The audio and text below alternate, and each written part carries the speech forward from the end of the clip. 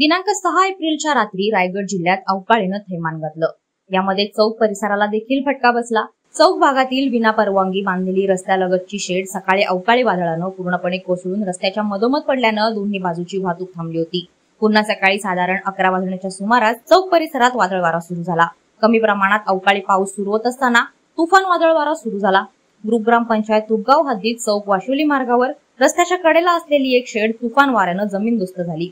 वारा एवढा तुफान होता की ही शेड चौक वाशिवली रस्त्यावर मधोमध पडली।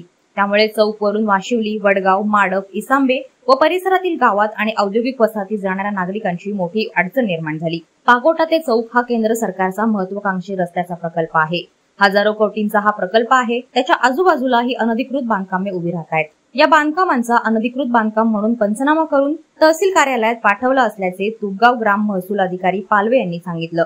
तर या शेडच्या बांधकामासाठी ग्रामपंचायत तुपगाव यांच्याकडे जमीन मालकांनी योग्य आणि संबंधित खात्याच्या परवानग्या घेऊन आमच्याकडे रीतसर अर्ज केला नाही। उलट आम्हीच नोटिसा देऊन ही अनधिकृत बांधकामे थांबवली असल्याचं सरपंच रवींद्र कुंभार यांनी सांगितलं। तर भविष्यात यावर लक्ष केंद्रित करून अनधिकृत बांधकाम होणार नाहीत यावर लक्ष ठेवणं गरजेचं असल्याचं मंडळ अधिकारी माणिक सानप यांनी सांगितलं। वादळवारा लाईव्ह साठी अर्जुन कदम, चौक। नवी मुंबई व रायगड जिल्ह्यातील ताज्या बातम्या आणि घडामोडींसाठी सबस्क्राईब करा वादळवारा लाईव्ह चॅनल आणि दाबा बेल आयकॉन।